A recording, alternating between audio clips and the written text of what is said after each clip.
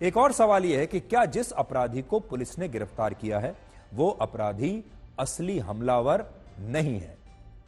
अब बहुत सारे लोगों ने जब ये सीसीटीवी फुटेज देखा और इस फुटेज में जो अपराधी उन्हें दिख रहा है और जिस व्यक्ति को पुलिस ने गिरफ्तार किया है, ये दोनों अलग अलग दिखाई देते हैं। अब मैं बड़ी स्क्रीन पर आपको दोनों को दिखाता हूं, आप भी ध्यान से देखिए। एक बार जरा बड़ी स्क्रीन पर आप देखिए।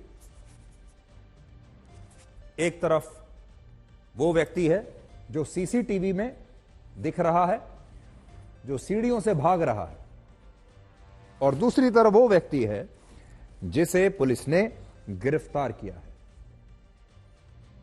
अब आप भी अगर अपना सामान्य ज्ञान भी लगाएंगे, कॉमन सेंस भी अगर लगाएंगे, तो ज्यादातर लोगों को यही लगेगा कि ये दोनों लोग अलग दिख रहे हैं, एक जैसे नहीं दिख रहे हैं, और इनकी उम्र में भी काफी फर्क दिखाई दे रहा है।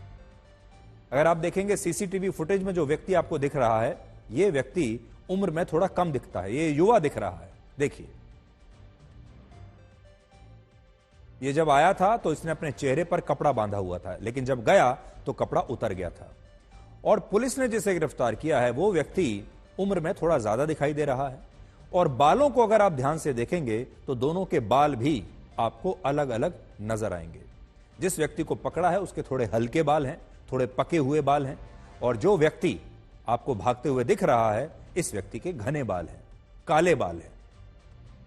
कुछ मीडिया रिपोर्ट्स में यह दावा किया गया कि हमला करने वाले अपराधी और गिरफ्तार हुए आरोपी का चेहरा, आंख, उसके होंठ, माथा और पूरी जो बनावट है चेहरे की, वो बिल्कुल अलग है। ऐसा दावा किया गया कि जिस संदिग्ध को पुलिस ने गिरफ्तार किया उसका माथा लंबा है और उसका जो चेहरा है वो अलग दिखता है, जबकि सीसीटीवी में दिख रहे अपराधी का माथा थोड़ा छोटा सा उसके मुकाबले दिखता है, और दोनों के बीच चेहरे को लेकर भी अंतर दिखाई दे रहा है। अब कुछ लोग एआई टूल्स की मदद से यह तुलना करके भी दिखा रहे हैं कि पुलिस ने असली हमलावर की जगह किसी और व्यक्ति को गिरफ्तार कर लिया है, और इस मामले में जरूर कुछ ऐसा है जिसे छिपाने की कोशिश हो रही है। अब आपको ऐसा लग रहा होगा जैसे आप कोई क्राइम थ्रिलर देख रहे हैं, जैसे आप कोई ऐसी फिल्म देख रहे हैं जो सस्पेंस से भरी हुई है। एक हमला हुआ है और उस हमले की जांच हो रही है और सब जानना चाहते हैं कि हमला किसने किया है। आपको बिल्कुल ऐसा लगता होगा जैसे या तो आप कोई ऐसी वेब सीरीज देख रहे हैं जिसमें आप दिल थाम कर बैठे हैं कि अब आगे क्या होने वाला है। बिल्कुल सब कुछ फिल्मी दिखाई दे रहा है। तो ऐसे मामलों में फोरेंसिक जांच बहुत महत्वपूर्ण होती है, और हमें यह पता चला कि फोरेंसिक टीम ने घटनाक्रम से जितने भी फिंगरप्रिंट्स लिए थे वो गिरफ्तार हुए आरोपी शरीफुल से मैच हो गए हैं। यानी फोरेंसिक टीम की जांच इस बात की पुष्टि कर रही है कि पुलिस ने सही अपराधी को गिरफ्तार किया है। तो वो सारे लोग जो ये कहते हैं कि अपराधी का चेहरा अलग है और जो सीसीटीवी में दिख रहा है उसका चेहरा अलग है, उनके लिए यह बात स्पष्ट हो गई है कि मुंबई पुलिस की फोरेंसिक टीम ने जो फिंगरप्रिंट्स इकट्ठे किए वो सारे फिंगरप्रिंट्स मैच हो गए हैं। जिस व्यक्ति को गिरफ्तार किया है उसी के फिंगरप्रिंट्स सैफ के घर पर पाए गए हैं, और इसी व्यक्ति के फिंगरप्रिंट्स उस पाइप पर भी मिल गए हैं जिस पाइप से चढ़कर यह सैफ अली खान के घर में घुसा था।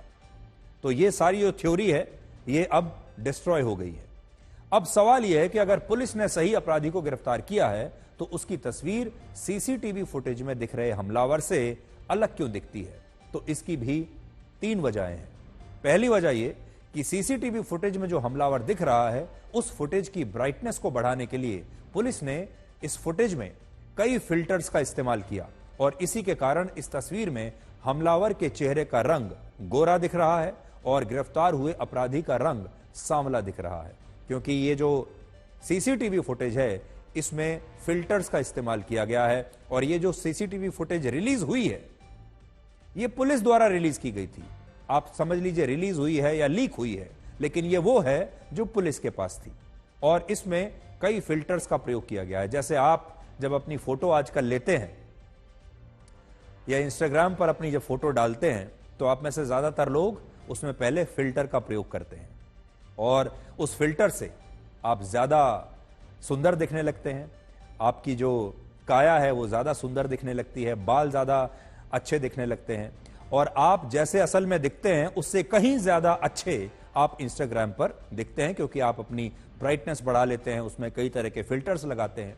तो आप ये समझ लीजिए कि इस अपराधी की भी ये फिल्टर वाली फोटो है। ये अपराधी असल में ऐसा दिखता है, लेकिन यही अपराधी अगर इंस्टाग्राम पर अपनी फोटो डाले तो शायद ऐसा दिखेगा, क्योंकि उसमें बहुत सारे फिल्टर्स का प्रयोग किया गया है, इसमें ब्राइटनेस को बढ़ा दिया गया है। दूसरा, जो लोग ये कह रहे हैं कि दोनों अपराधियों की आंख, नाक, माथा एक दूसरे से नहीं मिलते, तो इसका कारण यह हो सकता है कि सीसीटीवी फुटेज वाली तस्वीर टॉप एंगल से ली गई है। अगर आप इसमें देखें तो सीसीटीवी फुटेज में यह कैमरा शायद कहीं ऊपर छत के आसपास लगा होगा और यह ऊपर से तस्वीर ली गई है, और दूसरी जो तस्वीर है जो गिरफ्तार होने के बाद इस व्यक्ति की ली गई है, यह तस्वीर सामने से या थोड़ा नीचे से ली गई है। जब किसी व्यक्ति की एक तस्वीर ऊपर से खींची जाती है और दूसरी तस्वीर सामने से खींची जाती है, तो दोनों तस्वीरों में थोड़ा बहुत अंतर चेहरे पर आ जाता है, और ऐसा कैमरे के एंगल के कारण होता है, और संभव है कि इस मामले में भी शायद यही हुआ हो, और इससे दोनों अपराधियों की हाइट भी कम या ज्यादा दिख सकती है। तीसरी बात यह है कि इन दोनों तस्वीरों में आरोपियों के बाल अलग अलग दिखते हैं। जो अपराधी है जिसका नाम है शरीफुल, जो बांग्लादेश से भागकर अवैध रूप से यहां आया है, शरीफुल के बाल छोटे हैं, जबकि सीसीटीवी फुटेज में दिख रहे अपराधी के बाल लंबे हैं, और इससे भी एक शक पैदा हो रहा है। इस पर पुलिस ने यह कहा कि सैफ पर हमला करने के बाद शरीफुल सुबह सुबह दादर वेस्ट से मुंबई के वर्ली कोलीवाड़ा इलाके में गया था, जहां एक दुकान पर उसने सबसे पहले अपने बाल कटवा लिए, हेयर कट कराया, और इसीलिए दोनों तस्वीरों में अपराधी के बाल अलग अलग दिख रहे हैं। यानी जिस दिन हमला किया उस दिन इसके बाल लंबे थे, और अगले ही दिन इसने अपने बाल कटवा लिए, हेयर कट ले लिया। हालांकि बांग्लादेश में शरीफुल के पिता ने यह दावा किया है कि सैफ पर हमला करने वाला अपराधी उनका बेटा नहीं है, और उनके बेटे ने कभी भी अपने जीवन में इतने लंबे बाल रखे ही नहीं है। এখন এই যে ঘটনা ঘটেছে তার চেহারার সাথে ভিডিও ফুটেজে যে সিসি ক্যামেরায় যে ছবি, সে যে ছেলে যার ওই ভিডিও ফুটেজে যার ছবি, সেই ছবি একদম এই চোখের নিচ পর্যন্ত। কিন্তু আমার ছেলে এইরকম চুল বড় রাখে না, সে চুল এই পাশ ছোট করে করে সে উপরে চুল দেয়। तो बांग्लादेश से इस अपराधी के पिता से भी हम मिल लिए, और पिता का यह कहना है कि यह उनका बेटा नहीं है। अब आप यह देखिए कि इस मामले में पुलिस से क्या गलती हुई है। असल में इस तरह की घटनाओं में जब तक शिकायतकर्ता खुद अपराधी को देखकर उसकी शिनाख्त नहीं करता, तब तक पुलिस को आरोपी का चेहरा छिपा कर रखना होता है और उसे संदिग्ध मानकर ही चलना होता है। आपने अक्सर यह देखा होगा कि ऐसे मामलों में पुलिस अपराधियों के चेहरे पर एक नकाब जरूर पहनवा देती है, और जब शिकायतकर्ता खुद अपराधी को देखकर शिनाख्त कर लेता है और कह देता है कि इसी अपराधी ने इस घटना को अंजाम दिया है, तब पुलिस उस अपराधी का चेहरा सार्वजनिक करती है, मीडिया के सामने लाती है। इसीलिए आपने देखा होगा, आप कई बार सोचते होंगे कि जब पुलिस किसी अपराधी को पकड़ती है तो उसके चेहरे को ढक क्यों देती है, उसे एक नकाब क्यों पहना देती है। कुछ मामलों में पहनाती है और कुछ मामलों में नहीं पहनाती है। और इस मामले में अब तक सैफ अली खान और उनके घर में काम करने वाली मेड ने और कर्मचारियों ने इस अपराधी की शिनाख्त नहीं की है, लेकिन इससे पहले ही पुलिस ने इस संदिग्ध का चेहरा मीडिया के सामने दिखा दिया, पूरे देश को दिखा दिया, और कुछ ही मिनटों में इस अपराधी का चेहरा पूरे देश के लोगों ने देख लिया, क्योंकि इसका जो तस्वीर थी ये आग की तरह सोशल मीडिया पर फैल गई। इंस्टाग्राम पर आप सबके पास आ गई, फेसबुक पर आ गई, ट्विटर पर आ गई, हर सोशल मीडिया पर इसकी तस्वीर आ गई और पूरे देश ने यह तस्वीर देख ली। जबकि पुलिस को यह करना चाहिए था कि इसे नकाब पहनाकर रखते जब तक सैफ इसकी शिनाख्त ना कर लेते। इसलिए अब यह बात सैफ अली खान और उनके स्टाफ के लोग ही बता सकते हैं कि क्या जो संदिग्ध गिरफ्तार हुआ है इसी व्यक्ति ने उन पर हमला किया था या फिर हमलावर कोई और है? और यह सवाल पुलिस के लिए भी एक बहुत बड़ी चुनौती है। बड़ी बात यह है कि क्या सैफ अली खान ये कहेंगे कि यही था हमलावर? क्या उन्होंने इसकी शिनाख्त की है या नहीं की है? पुलिस पर यह आरोप भी लग रहा है कि उसने इस केस को कम समय में सुलझाने के लिए कुछ गलतियां कर दी। पुलिस बड़ी जल्दबाजी में काम कर रही थी क्योंकि पुलिस के ऊपर बड़ा दबाव था।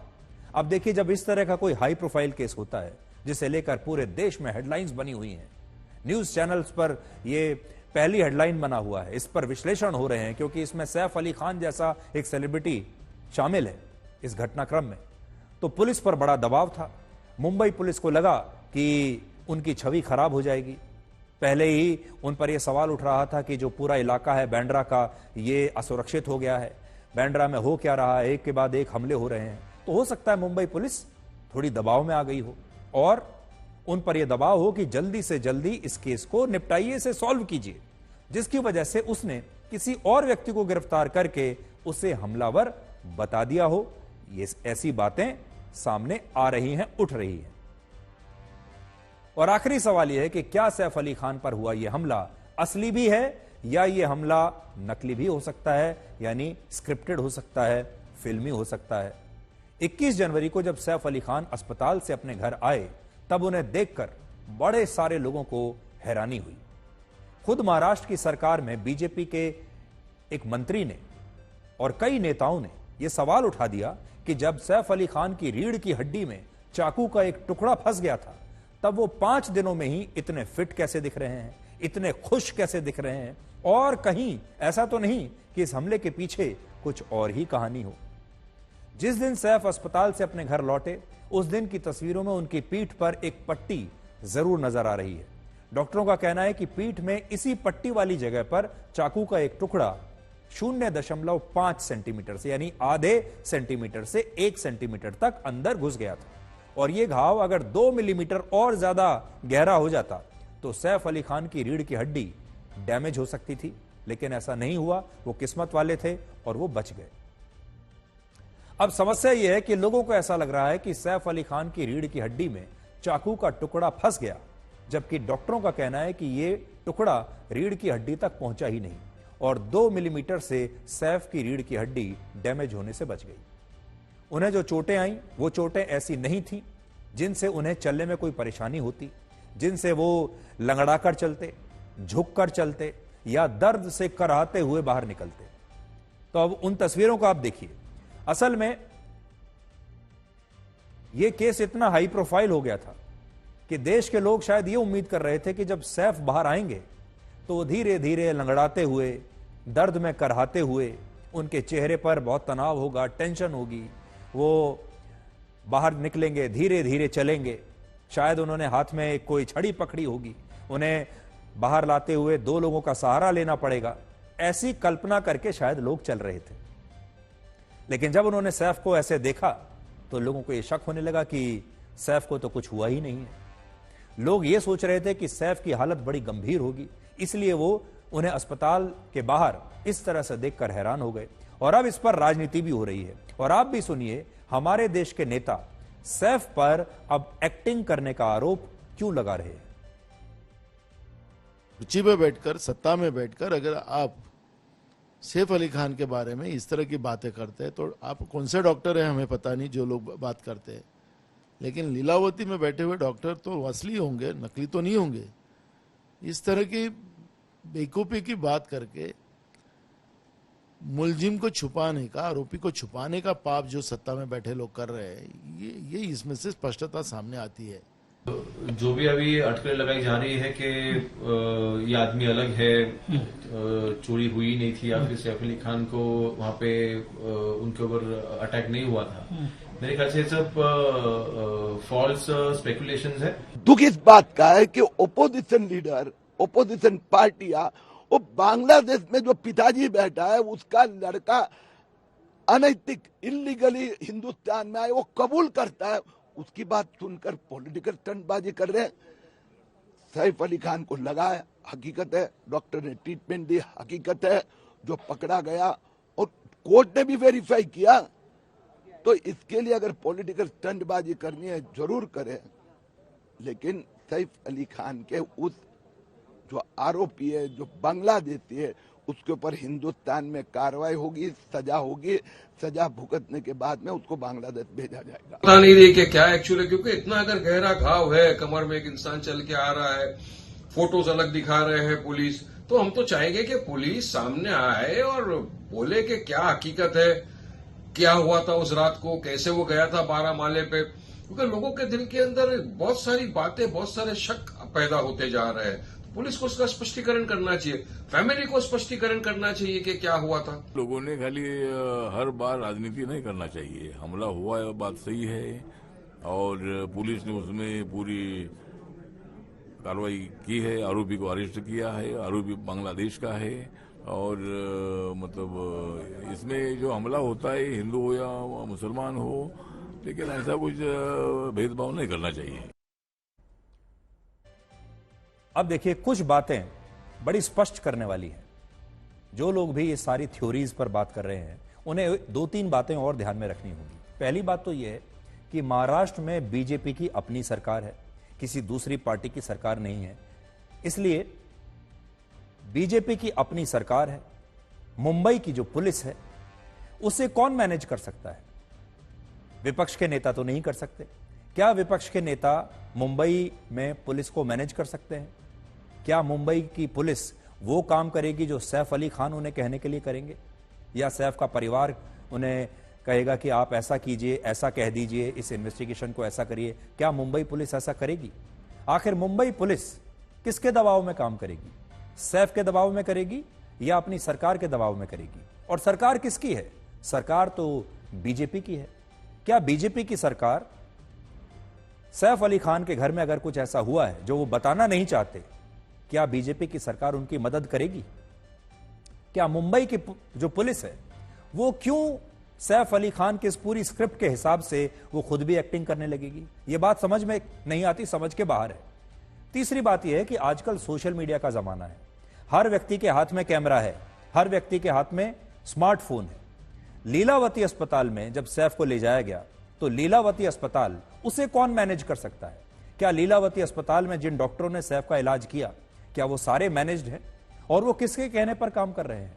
लीलावती अस्पताल में बहुत सारा स्टाफ होगा, उस समय भी सैकड़ों का स्टाफ रहा होगा लीलावती अस्पताल में जब सैफ वहां गए होंगे। 5 दिन जब वो वहां पर रहे होंगे, तब भी उनकी जो पर्चियां बनी हैं, उनका जो इलाज हुआ है, कैसे कैसे क्या क्या हुआ है, ये सारी बातें वहां एक व्यक्ति तक नहीं बल्कि बहुत सारे डॉक्टरों को पता होंगी, बहुत सारे स्टाफ के लोगों को पता होंगी। इसलिए आज के जमाने में किसी भी बात को छुपाना इतना आसान नहीं है। तो 3 बातें आप याद रखिएगा। बीजेपी की सरकार है वहां पर, मुंबई पुलिस, और तीसरा लीलावती अस्पताल का स्टाफ और डॉक्टर। क्या ये तीनों मिले हुए हैं? और फिर अगर ये तीनों ही मिल गए हैं और मिलकर सैफ को बचा रहे हैं, और सैफ ने अगर एक थ्योरी बना दी है और ये तीनों ही उस थ्योरी को उसी स्क्रिप्ट के हिसाब से काम कर रहे हैं, यानी बीजेपी की सरकार, मुंबई पुलिस और लीलावती अस्पताल, तो फिर आप समझ लीजिए कि कोई बहुत ही बड़ा दबाव होगा जो सैफ ने इन पर डलवाया होगा। और एक और खास बात यह है कि जब यह अपराधी पकड़ा गया है, अब सैफ को और सैफ के घर में उस समय मौजूद रहे लोगों को, उनके कर्मचारियों को, अगर करीना ने देखा है तो करीना कपूर खान को भी, अब इस अपराधी की पहचान करनी होगी, शिनाख्त करनी होगी। इन सारे लोगों को यह बताना होगा कि हां, यही अपराधी था जिसने हमारे ऊपर हमला किया था। तो क्या सैफ इसे पहचानेंगे या पहचानते हैं? और दूसरा, जब इस व्यक्ति ने हमला किया होगा, हो सकता है तब इसने अपना चेहरा ढक रखा हो और भागते हुए बाद में इसका जो कपड़ा है चेहरे से, नकाब जो है वो गिर गया हो। तो अगर इसने अपने चेहरे पर कपड़ा बांधा हुआ था, तब हो सकता है सैफ भी ये कहें कि मैं नहीं पहचान सकता क्योंकि इसका चेहरा ढका हुआ था। इसलिए अभी एक और ट्विस्ट के लिए तैयार रहिए। इस कहानी में एक ट्विस्ट और आ सकता है, इसलिए मैं आपको कह रहा हूं ये एकदम वेब सीरीज जैसी कहानी है। और वो ट्विस्ट ये होगा जब सैफ ये कहेंगे कि ये जो चेहरा है इस व्यक्ति का, ये मैं पहचान नहीं सकता क्योंकि इसके चेहरे पर उस समय नकाब था। इसलिए अब जो अगली गुत्थी है वो ये है कि सैफ इसे पहचानते हैं या नहीं, और क्या उस समय इसने अपना चेहरा ढका हुआ था या नहीं। और इस मामले में चुनौती हमारे नेताओं के लिए भी है। उन्हें यह समझ में नहीं आ रहा कि वो वोट बैंक के लिए बांग्लादेश से घुसपैठ करके आए शरीफुल का समर्थन करें या वो सैफ अली खान का समर्थन करें। सैफ अली खान का धर्म भी इस्लाम है और गिरफ्तार हुए आरोपी का धर्म भी इस्लाम है। और इसीलिए हमारे देश में कुछ नेता अभी भी धर्म को लेकर जरा असमंजस में पड़े हुए हैं कि करें तो करें क्या। अगर इन दोनों में से किसी का एक धर्म भी अलग निकल आता तो यहां पर धर्म का एंगल भी आ जाता, लेकिन धर्म का एंगल अभी बन नहीं रहा है।